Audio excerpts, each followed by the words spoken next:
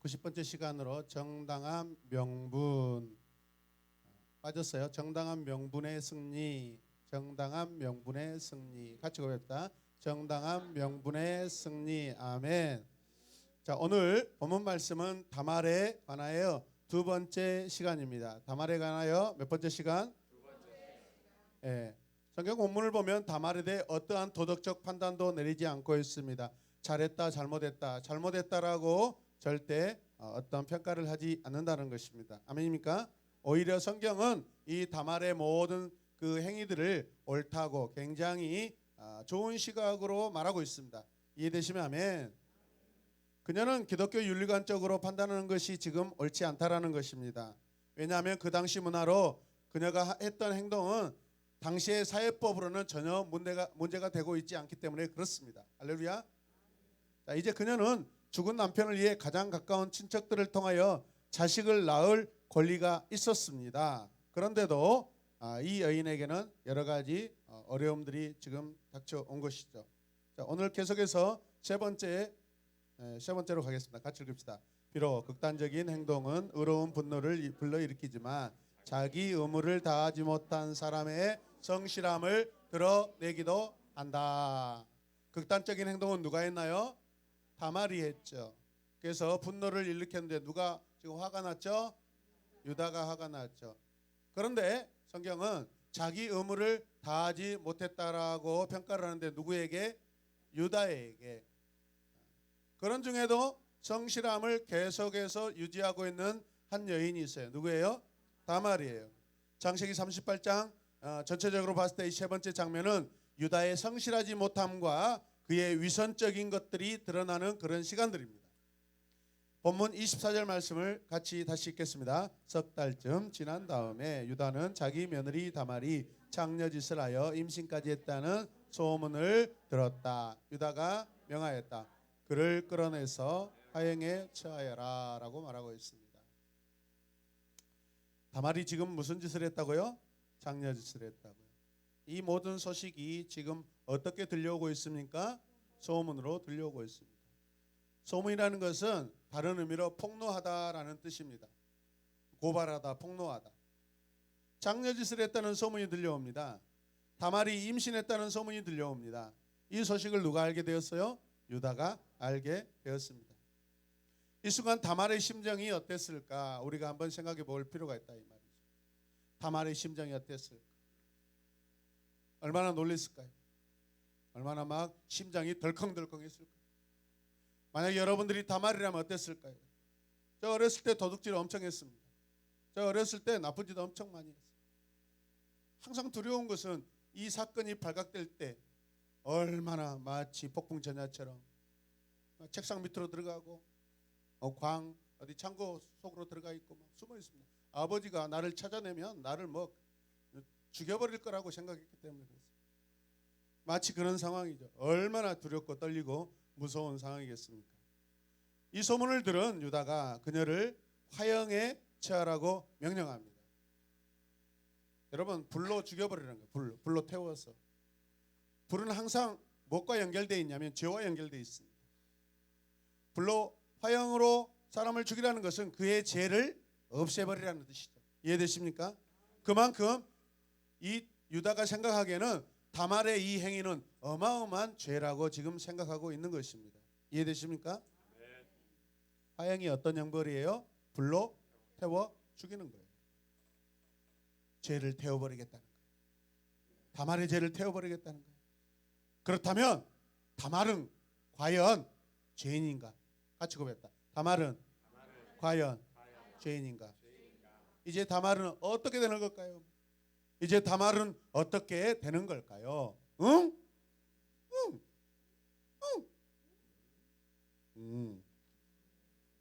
여러분, 그때 다말이 어떻게 상황을 대처하는지 아십니까? 자, 25절 같이 읽읍시다. 시작. 그는 끌려 나오면서 시아버지에게 전가를 보냈다.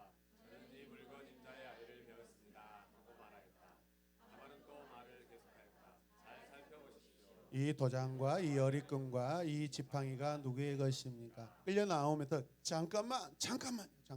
먼저 내 시아버지에게 이 소식을 먼저 전해 주십시오라고 먼저 한 것이죠. 굉장히 지혜롭지 않습니까, 여러분? 그냥 나 잘못 없어, 나 죽여라, 나 죽여, 나 죽이려면 죽여, 내가 뭔 잘못 있다고, 그렇게 할 수도 있겠지만은 차분하게 상황에 대처하고 있습니다, 여러분. 근거를 마련하고 있는 것이죠. 저는 이 물건 임자의 아이를 가졌습니다. 저는 이 도장과 이 허리끈과 이 지팡이의 주인이 나를 찾아왔습니다. 맞습니까? 잘 살펴보십시오. 이 도장과 이 허리끈과 이 지팡이가 누구의 것입니까? 누구의 것이에요? 여러분, 제가 무슨 말을 하든지 유다라고 크게 대답해 주세요. 그 도장에는 누구의 이름이 새겨져 있을까요? 유다. 누구요? 유다. 그 허리끈은 평소에 누가 하고 다녔습니까? 유다. 그 만질만질한 지팡이는 누가 하고 다녔습니까? 누가 짚고 다녔습니까? 유다. 누구라고요? 유다. 도장과 지팡이를 통해 죄가 있는 쪽은 오히려 누구라고 밝혀지고 있습니까? 유다. 잘하셨습니다. 26절을 보십시다. 시작. 유다는 그 물건을 알아보았다. 왜 알아봤을까요? 그렇죠. 그 다음에 읽어요. 그 아이가 나보다 옳다. 잘했다, 옳다. 나의 아들 셀라를 그 아이와 결혼시켰어야 했는데 하고 말하였다. 유다는 그 뒤로 다시는 다말을 가까이 하지 않았다라고 하고 있습니다. 억울한 다말은 유다에게 아무런 벌을 받지 않습니다. 할렐루야. 그래서 유다 또한 그녀에게 죄를 묻지도 않고 자기의 잘못이라고 인정하고 있습니다. 굉장히 빨리 죄를 인정하고 있습니다. 왜 그럴까요? 자기의 수치가 더 드러날 수 있습니다. 그리고 시아버지와 며느리의 정당한 관계로 다시 돌아가고 있습니다. 할렐루야. 여기서 보면 유다와 다말의 굉장히 의로운 모습들이 다시 회복되고 있는 것을 볼 수 있습니다. 아멘. 여러분, 정직함이 밝혀지며 우리 서로는 의로움으로 다시 돌아가야 되는 것이 맞습니다. 아멘입니까? 그녀는 시아버지 유다의 매춘을 이용해 자식을 낳았고 그녀의 거짓말은 다 이루어졌습니다. 다말은 유다가 한 이 말을 통해 죄가 없음이 선언되고 있는 것입니다. 그녀가 나보다 옳다. 이 말은 엄청난 칭찬입니다. 여기서 옳다라는 것은 차다크라는 의롭다, 올바르다, 공의롭다 그런 의미를 가지고 있습니다. 유다는 자신의 책임을 다하지 않았기 때문에 최소한 그녀는 자기보다 더 올바르게 행동했다고, 우리의 가정을 살려냈다고, 하나님 나라를 살려냈다고, 아버지 하나님의 그 언약을 지켰다고, 그렇게 의롭다고 차다크했다고 인정하고 있는 것입니다. 이해되십니까? 나의 아들 셀라를 그 아이와 결혼시켰어야 했는데 이제 와서 아쉽게, 이제 와서 씁쓸한 아쉬움을 고백하지만 유다는 너무 쉽게 인정해 버릴 수 없는 그런 상황이 되었습니다. 왜일까요? 그만큼 다말은 기상천외한 확신과 믿음을 행했기 때문에 그렇습니다. 할렐루야.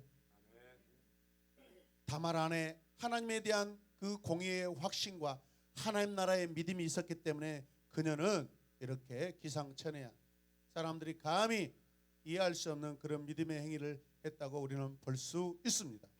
요즘 말로 하면 유다가 꼼수 부리고 적극적으로 대처하지 못하다가 다말에게 완전히 뭐한 거예요? 완전히 낚였다라고 볼 수 있는 것이죠. 여러분, 그래도 하나님의 은혜입니다. 그래도 하나님의 은혜입니다. 그래도 하나님의 은혜가 그 가정에 임했습니다. 하나님의 은혜가 유다에게 임했습니다. 하나님의 은혜가 다말에게 임했습니다. 비록 그 방법은 극단적이지만 다말은 법적으로 자신에게 부정한 일을 행한 것이 아니에요. 당시에는 그게 문화였기 때문에, 사회적으로 죄가 아니었기 때문에 괜찮습니다. 그렇지만 통상적으로 여러분 굉장히 충격적인 일이죠. 이제 그녀는 유다의 자식들의 어머니가 되기 위한 권리를 얻었습니다. 같이 읽읍시다. 시작. 이제 그녀는 유다의 자식들의 어머니가 되기 위한 권리를 얻었습니다. 아멘. 여러분, 한 단계 오히려 더 진급한 거예요. 여러분, 나중에 보면은 요셉의 이 내러티브 안에서도 요셉은 자기의 아들 둘이 여러분 삼촌들의 반열에 오르죠. 한 단계를 뛰어오릅니다. 여러분, 이해되십니까? 12 자녀들의 그 12지파의 유다는 빠지지만 자기 자녀들이 여러분 들어가는 것을 볼 수 있습니다. 곱절의 축복을 받은 거예요, 여러분.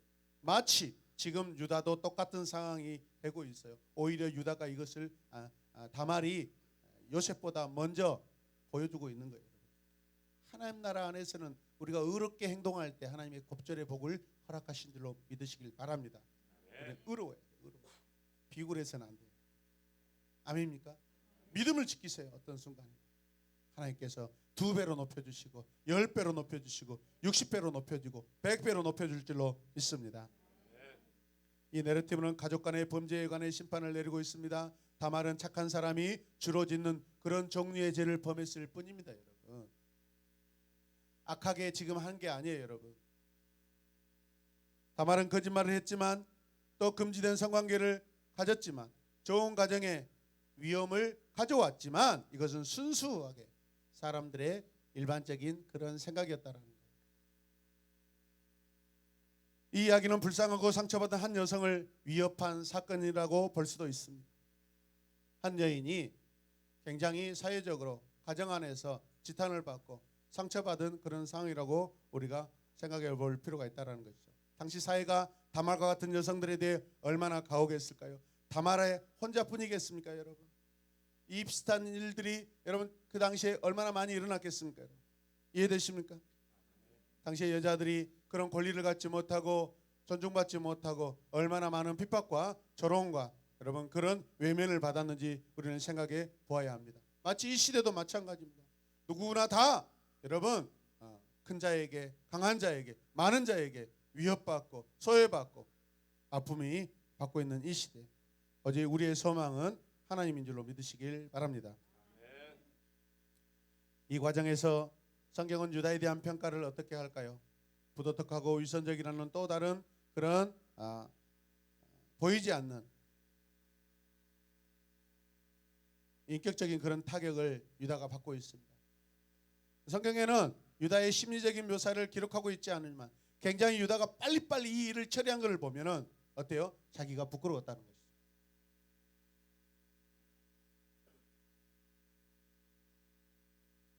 그만큼 자기의 죄가 너무나도 사람들이 알았을 때는 엄청나게 부끄러운 거예요.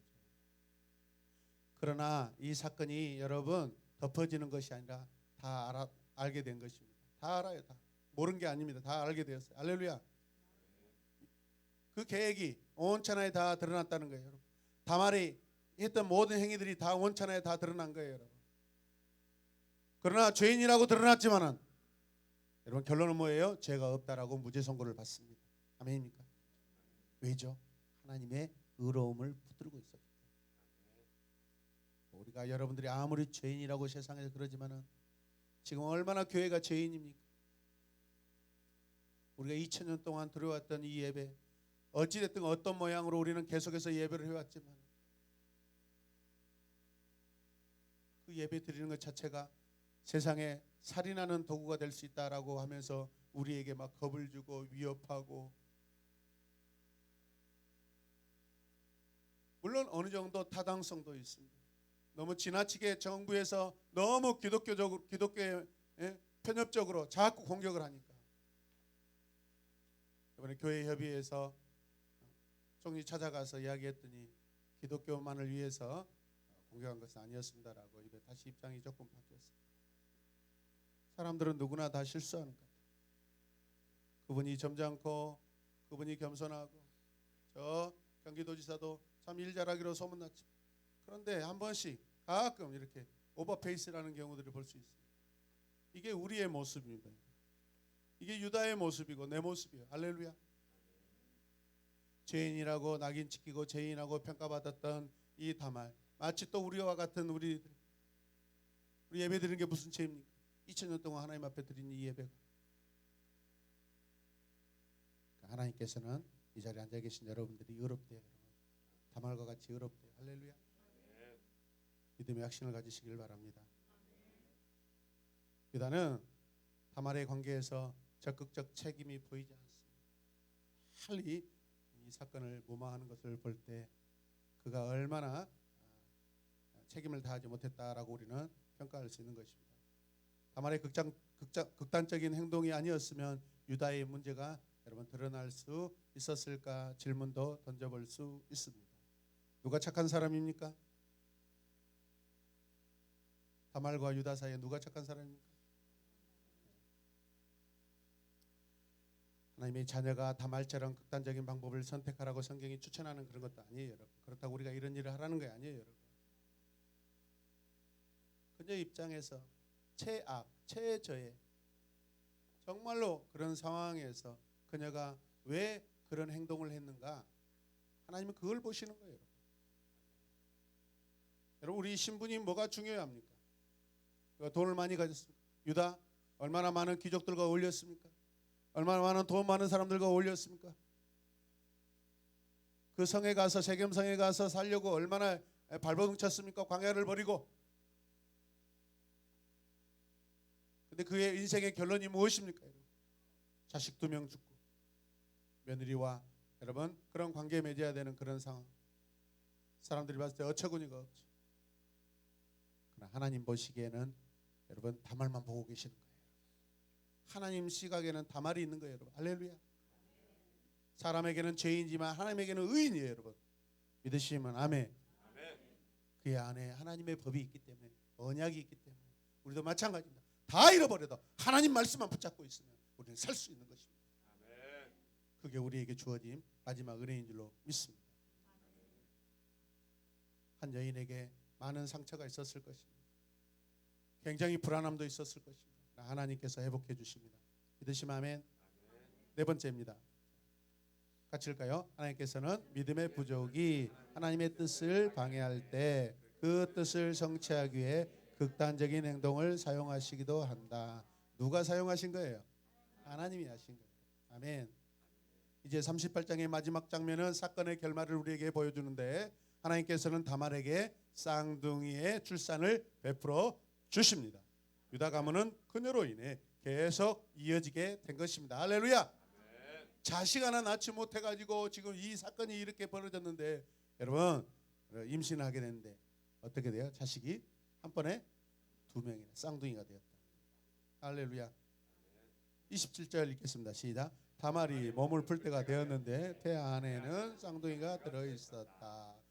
벌써 10달이 되어버렸네.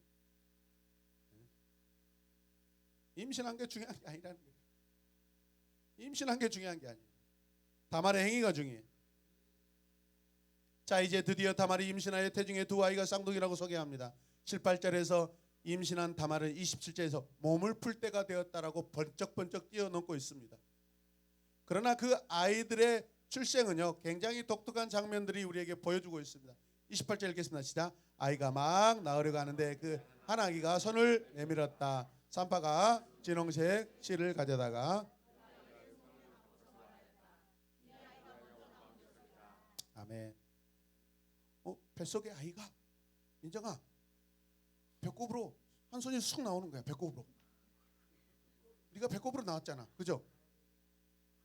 아 그게 아니다는데 알긴 아는구나. 성교육 제대로 받았네요. 자궁으로 한 손이 쑥 나온 거예요. 이제 산파가 거기다 뭘 해요? 붉은 실을 묶어주는 거예요. 얘가 먼저 나왔다고 표시해 주는 거예요.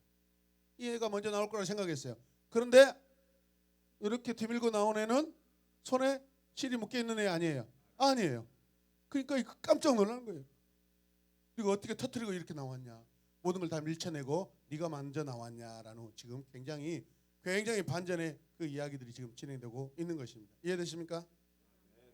자, 29절 읽어요. 시작. 그러나 그 아이는 손을 안으로 다시 끌어들였다. 그런 다음에 그 아우가 먼저 나왔다. 산파가 어찌하여 내가 터뜨리고 나오느냐 하고 말하였다. 그래서 이 아이 이름을 베레스라 하고, 베레스는 뭐예요? 터졌다, 해치고 나왔다라는 것입니다. 여러분 결론적으로 손이 먼저 나와서 형이 됐습니까? 아니면 머리가 나와서 형이 됐습니까? 아시네요, 여러분. 산파가 소리를 지릅니다. 보셨습니까? 나올 때 어찌하여 내가 터뜨리고 나오느냐? 먼저 손을 내밀었던 아이에게 아주 붉은색 끈을 묶어줬다고 그랬죠. 그래서 끈을 묶은 그 아이가 먼저 나올 거라고 생각했었는데 아니에요. 끈을 묶지 않는 다른 쌍둥이 아이가 나왔다는 것이죠. 30절 읽어요. 시작. 그의 형 곧 진홍색 실을 손목이 묶인 아이가 뒤에 나오니 아이 이름을 세라라고 하였다. 명칭은 손을 내민 애에게 형이라고 하지만은 실제적으로 먼저 태어난 애는 뭐예요? 베레스가 먼저 나온 거죠. 그렇죠? 네, 맞습니까? 네. 자, 아까 베레스는 무슨 의미예요? 터지고 헤쳐나왔다. 그러나 세라는 무슨 뜻인 줄 아세요? 주용, 홍색실. 하나님께서 빛나게 하셨다. 늦게 나왔으니까. 그런데 여러분 마태복음에 가보면은 유다는 다말에게서 베레스와 세라를 낳았다라고 되어 있습니다. 그리고 한번 마태복음 한번 1장 찾아보세요. 그 다음에 거기서 베레스와 세라 중에서 누가 언약의 조상이 되는지 빨리 찾아보세요. 누굴까요? 그렇죠. 베레스입니다. 오늘 이 출생의 이야기, 이 출생을 기념하기, 또 이름을 짓는 거, 계속해서 우리는 지금까지 창세기 내러티브 때 어떤 사건이 있을 때마다 이름 짓기가 있었고, 그렇죠. 오늘 이 사건은 마치 야곱과 에서가 출생하기 전에 막 서로 이렇게 안에서 태중에서 막 다투고 막 내가 먼저 나가겠다고, 내가 먼저 형이 되겠다고 하는 그 사건과 굉장히 유사합니다. 두 사건 모두 동생이 첫째가 되려고 싸운 것이죠. 쌍둥이가 태어났습니다. 동생이 형을 뛰어넘었다라고 우리는 지금 사건을 보고 있습니다. 이 사건의 아주 중요한 것은 이제 시작됩니다. 요셉과의 관계입니다. 이 내러티브는 누구와의 관계가 있다? 요셉과의 관계가 있다라는 것이죠. 유다와 그의 형제들은 형들이 동생을 섬길 것이라는 하나님의 계획을 무산시키고자 동생을 없애버립니다. 여러분, 노예로 팔아버립니다. 완전히 가정에서 쫓아내버립니다. 죽여버린 거죠. 하나님께서는 유다의 가정 안에서도 이 출생을 통하여 그 원리를 실행에 옮기시고 계십니다. 다말이 쫓겨났습니다.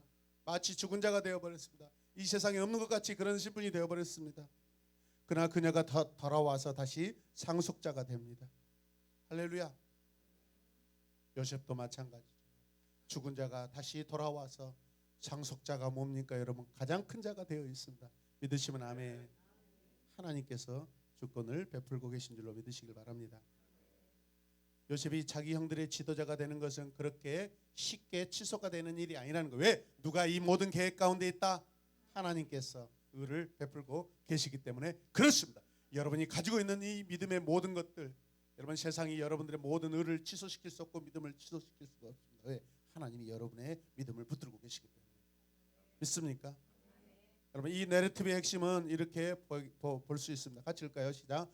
하나님의 계획을 가볍게 여기고 자기 만족의 삶을 추구하는 자는 하나님께서 종종 그 과정 중에 공의를 사용하셔서 바로 잡으십니다. 아멘. 하나님이 다말을 사용하셔서 다말의 그 의로움으로 인하여서 여러분 유다를 정신 차리게 하는 거예요. 유다를 바로 잡으신 거예요. 이해되십니까? 그래서 다말의 내러티브는요 역설적인 은혜입니다. 역설이 무엇입니까? 넘어졌지만은 일어나는 것입니다. 할렐루야. 일어났다고 생각하는 자는 넘어지는 것이고,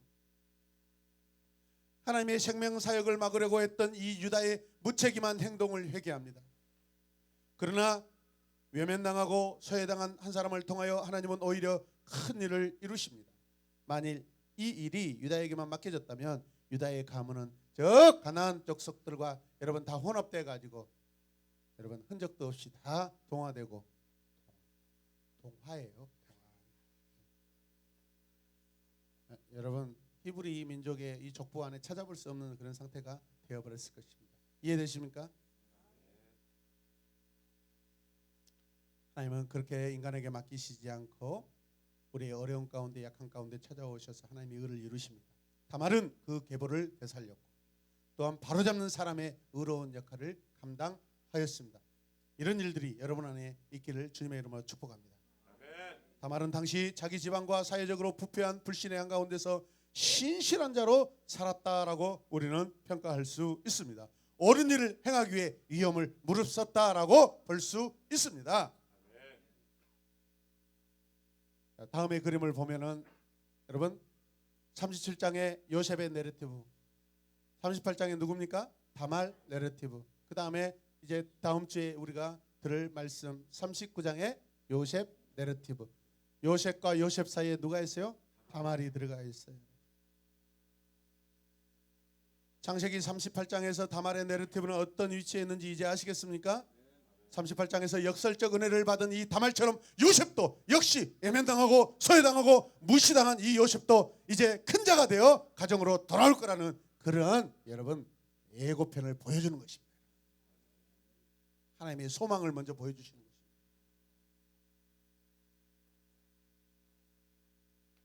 하나님의 역설적 은혜를 예고편으로 보여준다면 우리는 더 빨리 이해할 수 있겠죠. 성경이 이렇게 여러분 굉장히 친절합니다. 하나님이 이렇게 관대하십니다. 여러분. 이해할 수 없는 이야기를 우리에게 들려주시는 것이 아닙니다. 요셉은 다말처럼 다시 가족의 품으로 돌아올 것이며 사랑받는 자로 반드시 돌아온다는 해피엔딩의 내러티브를 미리 보여주는 것입니다. 힌트를 주는 것입니다. 왜 이럴 수 있죠? 왜 이게 가능하죠?